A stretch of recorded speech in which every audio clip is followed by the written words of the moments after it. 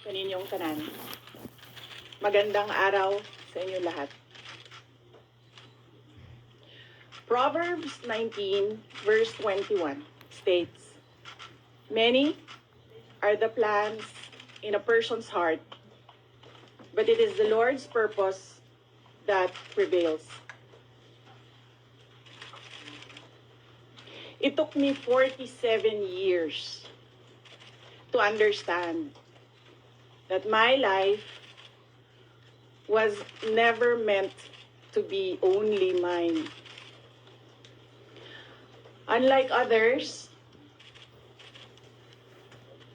I may not have been born just to chase happiness.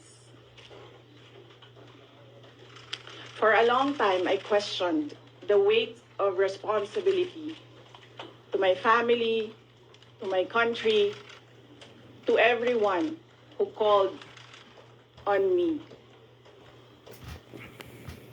Today, I have peacefully accepted that my life is unlike any other. Sa unang mga buwan ng aming mga termino, nakita ko na ang kawalan ng katapatan ni Bongbong Marcos Jr.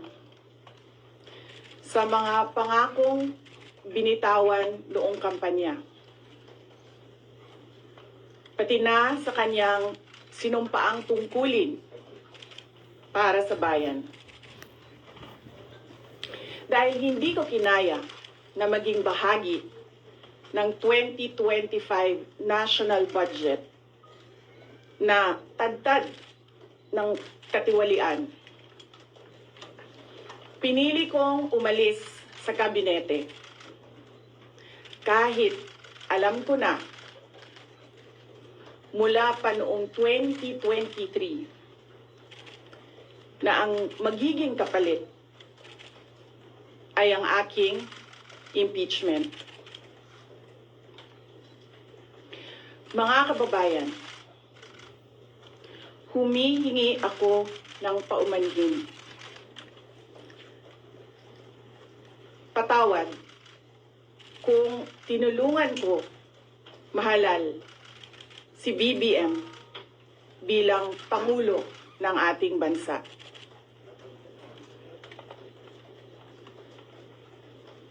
Patawad kung hanggang ngayon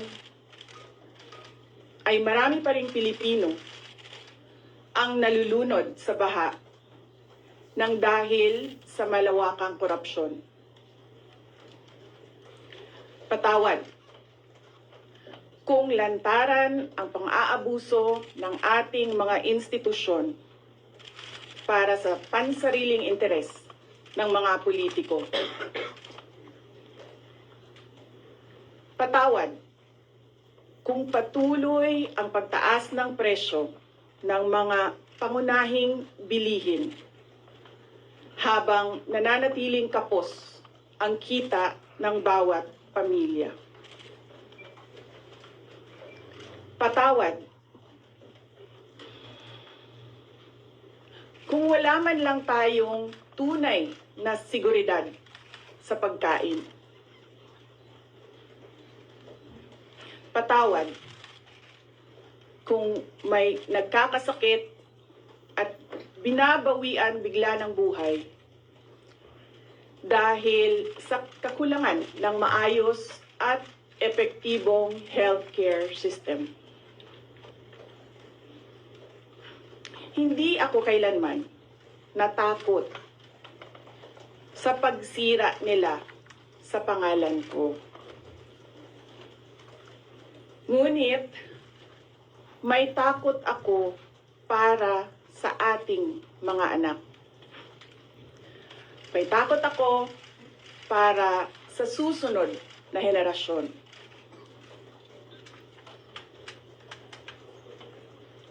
May takot ako para sa mga kababayan nating walang bahay sa ibang bansa. Walang pangalawang pasaporte, walang ibang matatakbuhan kundi ang Pilipinas. Kahit ito'y patuloy na nalulugmok sa kahirapan.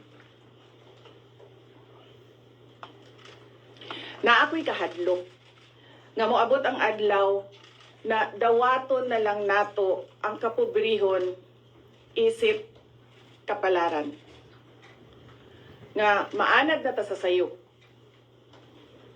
nga mawad-an na lang ta og paglaom. Ug labaw sa tanan, na ako'y kahadlok,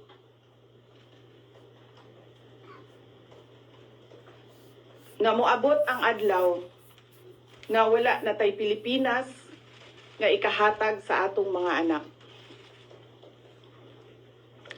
I cannot kneel before each and every Filipino to beg for forgiveness. Instead, I offer my life, my strength, and my future in the service of our nation. Mga kababayan, ibalik natin ang tapang at malasakit para sa Diyos, sa bayan, at para sa bawat pamilyang Pilipino. Ako si Sara Duterte, tatakbo bilang Pangulo ng Pilipinas. Shukran. Any questions? First question. Next time na question. Oh. Thank you. Oh. Good morning.